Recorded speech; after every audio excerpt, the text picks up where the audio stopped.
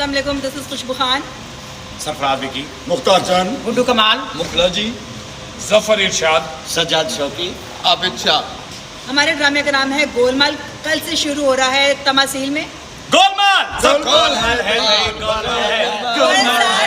फिरोजा, नायाब, Sonu Bhatt, silk, बहुत प्यारी cast है और मेल कास्ट आप देख रहे हैं। इसके अलावा भी बहुत खूबसूरत कास्ट है।